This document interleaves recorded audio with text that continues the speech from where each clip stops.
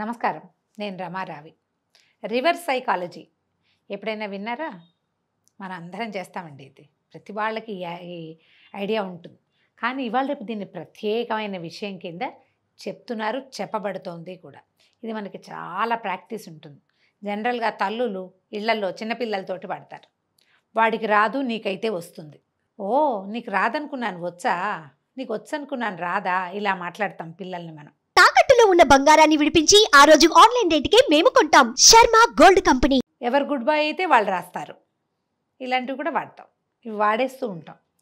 ఇది ఏంటి అవుతుంది, పిల్లలకి ఒక నెగిటివ్ థాట్ ఇస్తూనే పాజిటివ్గా పని చేయించేందుకు ఉపయోగపడుతుంది. లేదా పాజిటివ్ థాట్ ఇస్తూ నెగిటివ్ థాట్ చేయకుండా, ఆ పని చేయనివ్వకుండా ఉంచడం కోసం వాడతాం దీన్ని. దీనికి చాలా పెద్ద స్ట్రాటజీ ఉందండి. అంత పెద్ద పెద్ద స్ట్రాటజీలకి వెళ్ళొద్దు మనం. ఇది ఒక ప్రాక్టీస్.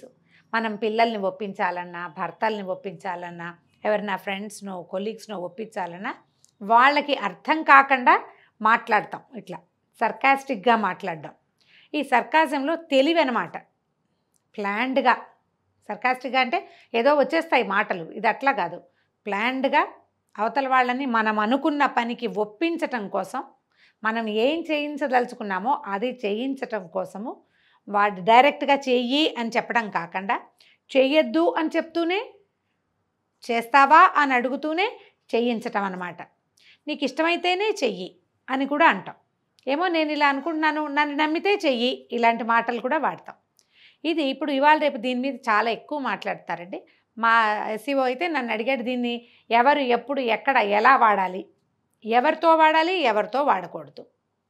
ఒకవేళ ఇలాంటి మనస్తత్వం కనుక మనకి ఉంటే అవతల వాళ్ళకి అర్థం కానంత వరకు మన వేషం, మన కథ నడుస్తుందండి. పిల్లలు మన చేతుల్లో మోసపోతారు. కాబట్టి పిల్లల దగ్గర వాడుకోవచ్చు దీన్ని. మనం ఈ మాయాబజార్ సినిమా చూస్తుంటారు అందరూ. తెలుగు వాళ్ళు మాయాబజార్ చూడకుండా ఉండనే ఉండరు.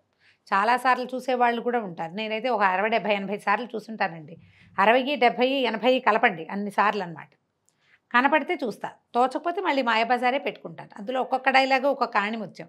అందులో ఈయన శకుని క్యారెక్టర్ చెప్తుంటారు లక్ష్మణ కుమారుడికి, అభిమన్యుడైతే వెనక్కి తీస్తాడు కానీ నువ్వెందుకు తీస్తావు, అభిమన్యుడైతే చేయలేడు కానీ నువ్వెందుకు చేయలేవు, ఇలా మాట్లాడి ఇతన్ని రెచ్చగొడతారు. మన తాలూకు వీక్ పాయింట్ కనుక అవతల వాళ్ళకి అర్థమైందా, వాళ్ళు మన మీద రివర్స్ సైకాలజీ వాడతారు. లేదా మనకే అవతల వాళ్ళ సైకాలజీ అర్థమైతే వాళ్ళని ఏ పాయింట్లో నొక్కితే వాళ్ళు మన మాట వింటారో ఆలోచించుకుని ప్లాన్ చేస్తే కొన్నిసార్లు పనులు అవుతాయండి. బట్ ఇది రెగ్యులర్ ప్రాక్టీస్గా చేయకూడదు. ఈ రెగ్యులర్ ప్రాక్టీస్ వల్ల ఏమవుతుందంటే, అవతల వాళ్ళకి కనుక మన సంగతి అర్థమైందా, ఇంకా వాడు చేప జారిపోయినట్టే, మన చేతిలో ఉండదు. ఇంకా ఇక వాళ్ళు మన చేతికి రారు. పిల్లల్ని కొంత ఏజ్ వచ్చే వరకు చేస్తాం. భర్తలనో భార్యలనో మనం సెంటిమెంటల్గా, ఎమోషనల్గా వాళ్ళని ఇరికించి పనులు చేయించుకుంటాం. కానీ ఎమోషను తెగేదాకా లాక్కూడదు. సెంటిమెంట్ కూడా ఎప్పుడు తెగేదాకా లాక్కూడదు. దీన్ని ఎలా వాడాలో ప్లాన్డ్గా ఆలోచించుకుని వాడుకోవాలి. అసలు ఇలాంటిది ఒక పద్ధతి ఉంటుందని కూడా తెలియని వాళ్ళు కొంతమంది, అంటే స్ట్రైట్ ఫార్వర్డ్ వాళ్ళు ఉంటారు. వాళ్ళు దీన్ని ప్లాన్డ్గా ఇంప్లిమెంట్ చేసుకోవాలి. లివింగ్ స్టైల్లో ఏంటంటే మనకి ఎప్పుడు చెప్తారండి, హిందీ వాక్యాలు చెప్తుంటారు, నాకు భలే ఇష్టం కొన్ని. సీధీ ఉంగ్లీ సే ఘీ నా నిక్లీతో ఉంగ్లీ టేడీ కర్నీ చాహియే అని. అంటే ఇలా వేలు పెట్టాం నేతి గిన్నెలో, వేలుకి ఒక నలకంతే అంటుంది, రాలేదు. వేలు కనుక ఉంచితే కొంచెం ఎక్కువ వస్తుంది. ఆలోచించండి. అప్పుడప్పుడు ఈ రివర్స్ సైకాలజీని మనం వాడాల్సి ఉంటుంది. ఏ సందర్భాల్లో వాడచ్చు, ఎప్పుడు వాడకూడదు, ఇది నా ఐడియాలజీ ప్రకారం చెప్తున్నానండి. మీ పరిస్థితులు, మీ జీవితం, మీ చుట్టుపక్కల ఉన్న మనుషులు, వాళ్ళకి మీకు ఉన్నటువంటి అవగాహన వల్ల ఆలోచించుకోవాలి. అవగాహనతో మనం ప్లాన్ చేసుకోవాలన్నమాట. పిల్లల దగ్గర సక్సెస్ఫుల్గా వాడచ్చు. టీచర్స్ అయితే స్టూడెంట్స్ తోటి బాగా పనిచేస్తుందండి రివర్స్ సైకాలజీ. కనీసం 50-70% స్టూడెంట్స్ మన మాట వింటారు, మనం చెప్పింది చేస్తారు. ఈ టెక్నిక్ తోటి, రివర్స్ సైకాలజీ టెక్నిక్ తోటి 70% స్టూడెంట్స్ మాట వింటాం. నాకు స్వయంగా కూడా తెలుసు. భర్తలతోటి 50-50, భార్యలతోటి కూడా 50-50 అనండి. ప్రతిసారి వాడకూడదు. ఒక 3-4 సార్లు వాడేసరికల్లా అవతల వాళ్ళకి అది హ్యాబిట్ తెలిసిపోతుంది. సేమ్ ప్యాటర్న్ సేమ్ అయిపోతుంది కదా. సేమ్ ప్యాటర్న్ ఎప్పుడు వాడకూడదు. ఎవరినైనా ఒప్పించాలంటే ప్యాటర్న్ మార్చాలి. మనకి ప్రైవేట్ క్లాస్ తీసే అలవాటు ఉందనుకోండి, నాకుంది, మీకు తెలుసు కదా, మిమ్మల్ని ఇలాగే వాయించేస్తూ ఉంటాను నేను. బాగా ప్రాక్టీస్ ఎక్కువ. ప్రతిదానికి ఏదైనా ఒక పాఠం చెప్తూ ఉండటం. ఎవరు వింటారండి ఎంతసేపు పాఠం చెప్తే? అప్పుడప్పుడు పాఠం చెప్పద్దు. సింగిల్ సెంటెన్స్లో ఈ రివర్స్ సైకాలజీని వాడి చూడండి. ఏమో నేను ఏదో చెప్పాలనుకుంటాను, నీకు నచ్చదేమోనని మానేస్తున్నా అన్నామనుకోండి, ఓ పూట ఆగినా నువ్వు ఏదో చెప్తానన్నావు ఇప్పుడు చెప్పని అడుగుతారు. పని అవ్వకపోతే. పని అయిపోయిందా మంచిదే, మనకు ఓకే. పని కాలేదు అంటే డెఫినెట్గా వాళ్ళు మన దగ్గరికి వస్తారు.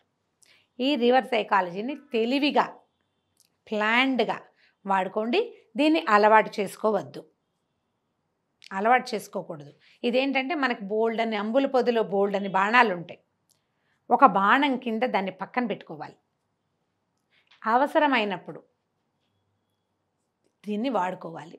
ఇదే పద్ధతిగా ఎప్పుడూ అవతల వాళ్ళ మీద రివర్స్ సైకాలజీ వాడుతూ వాళ్ళని ఏదో రకంగా ఎమోషనల్గానో ఇంకోలాగానో బ్రైబ్ చేస్తూనో హ్యాండిల్ చేద్దామని అనుకుంటే జీవితం అస్సలు బాగుండదండి. అది మంచి పద్ధతి కాదు. కానీ ఇలా వాడచ్చు. ఇంకొకటి, పని వాళ్ళ దగ్గర, మన దగ్గర పనిచేసేవాళ్ళు, ఇంట్లో చిన్న పనులు చేసేవాళ్ళు, సబార్డినేట్స్ దగ్గర కూడా మనం ఈ రివర్స్ సైకాలజీ వాడచ్చు. ప్లాన్డ్గా చెప్పే కదా, ఇది మనకి అలవాటు మాత్రం కాకూడదు. ఆలోచించి దీన్ని వాడండి. ఇప్పటిదాకా దీన్ని ప్రాక్టీస్లో పెట్టిన మహానుభావులు బోళ్ళంతమంది ఉంటుంటారు. రెగ్యులర్గా చేయొద్దు దీన్ని. అసలు ఇలా చెయ్యని వాళ్ళు, ఎప్పుడు అలా చేయకూడదేమోనని భావించేవాళ్ళు అలా ఏమీ భావించద్దండి. అప్పుడప్పుడు చేయొచ్చు. అవసరమైతే ఈ బాణానికి దుమ్ము దులిపి అప్పుడప్పుడు వాడుకోండి. ట్రై చేసి చూడండి. ఈ వీడియో కనుక మీకు నచ్చినట్లయితే లైక్ చేయండి, షేర్ చేయండి. మరిన్ని ఇంట్రెస్టింగ్ విషయాలు తెలుసుకోవడం కోసం సుమన్ టీవీకి సబ్స్క్రైబ్ చేసుకోండి.